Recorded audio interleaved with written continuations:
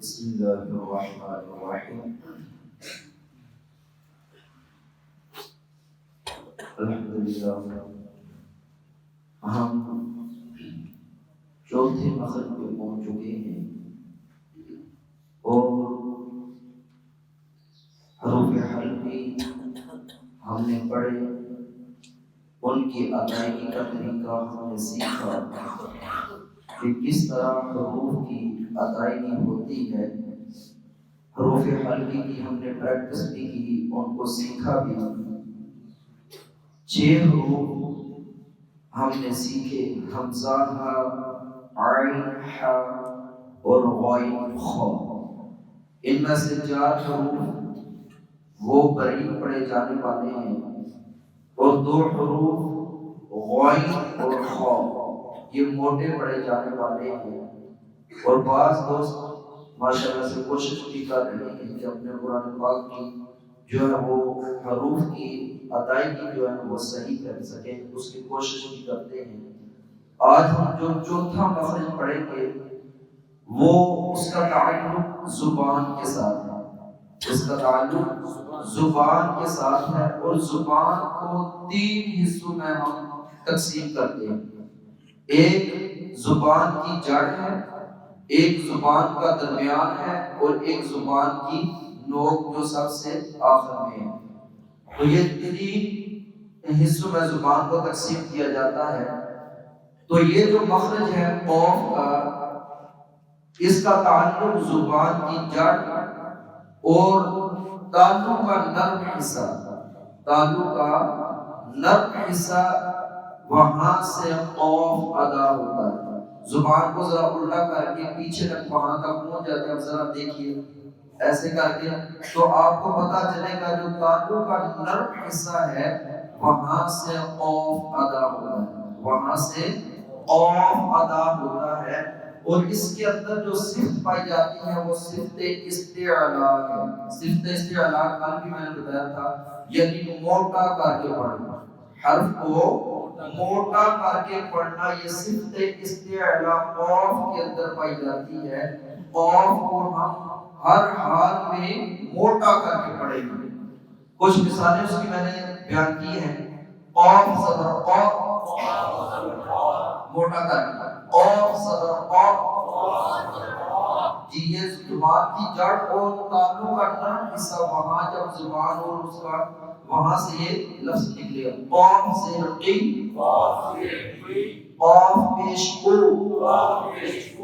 قوف صدر قوف، اور اس کے نیچے مثال قدر، قدر، قوف سے قی، قیل، قیل، قیل پڑھیں گے تو یہ والا کاف جو دوسرا کاف ہے کتاب والا وہ بن جائے گا۔ تو میں آپ کو فرق میں بتاؤں گا کہ اس کاف میں اور اس کاف کو پڑھنے میں جب ہم ایک کی جیسی پڑھیں گے تو کس طرح لفظوں کے اندر چینجنگ آتی ہے۔ قیل، قاف پیش کو، قل، جی جو 4 صورتیں بھی ہم بڑے اہتمام کے ساتھ پڑھتے ہیں جن کے شروع میں قل آتا ہے، تو قل۔ اسی طرح ساکن کی مثال بیان کی ہے، قاف ساکن کی، حمزہ قاف صدر اق، یہ یاد رکھنا ہے کہ یہ ان حروف میں سے ہے قاف جس کے اندر قلقلہ کی صفت بھی پائی جاتی ہے، قلقلہ کی صفت بھی پائی جاتی ہے۔ قلقلہ کہتے ہیں مخرج میں پیدا ہونے والی جنبش اور حرکت۔ جب ہم پڑھیں گے تو تھوڑی سی حرکت پیدا، آپ باقی دیکھ ہم نے جو حروف پڑھے تھے ان کے اندر ہم نے ایسے نہیں کیا، جیسے ایسے ہم نے ان کو پڑھا تو ان کے اندر قلقلہ نہیں کیا، جنبش ان کے اندر حرکت ان حروف کے اندر پیدا نہیں کی۔ حمزہ قاف صبر اق،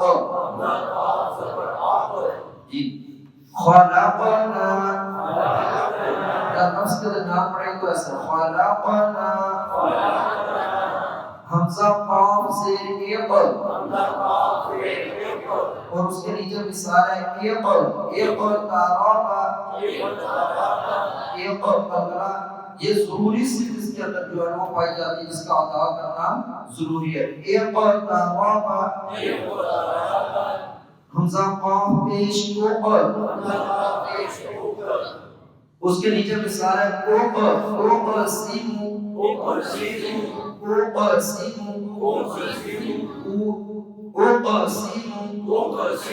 یہ مشدد کی مثالیہ بیان کی ہیں۔ حمزہ قاف زبر قاف زبر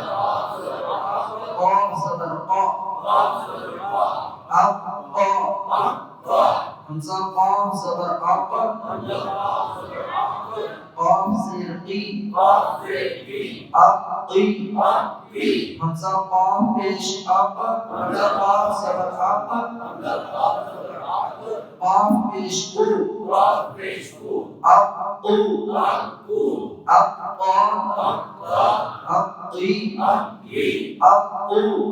اور نیچے مثال پیار کیا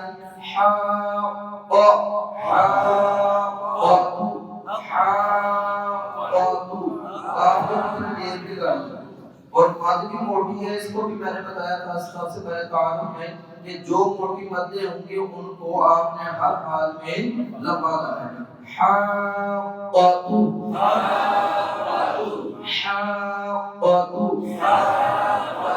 ہاں کی پریکٹس کر چکے اس میں صاف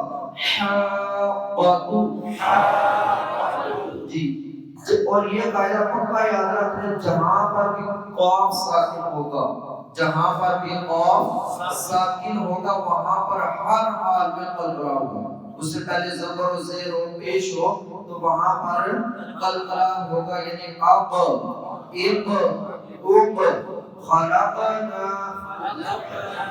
خلقنا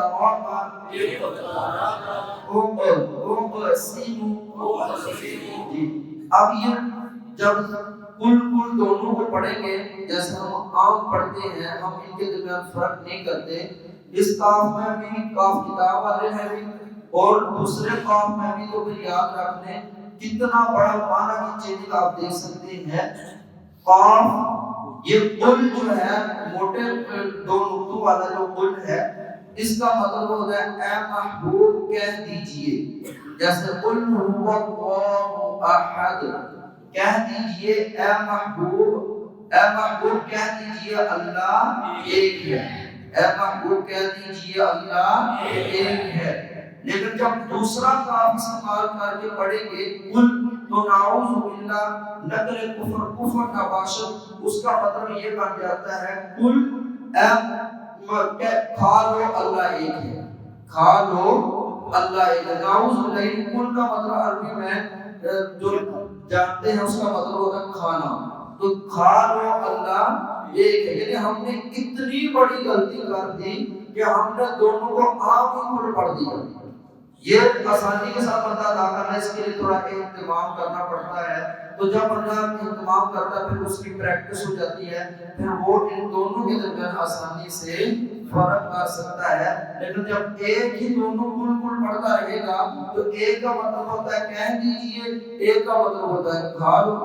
نعوذ باللہ پھر بندہ یہاں تک کفریہ کلمات کہہ دیتا ہے کھا لو اللہ ایک ہے، کھا لو اللہ ایک ہے۔ اس لیے یہ تجوید کا میں نے شروع میں بتایا تھا کہ تجوید کا علم اس لیے بھی حاصل کرنا ضروری ہے تاکہ انسان ہر حرف کے درمیان پر وہ فرق کر سکے جو اللہ نے قرآن پاک کو نازل فرمایا ہے، جس طرح اسی طرح انسان اس کی تلاوت کر سکے، اسی طرح خوبصورت آواز اور انداز میں قرآن پاک کو عرب کے لہجے میں تلاوت کر سکے۔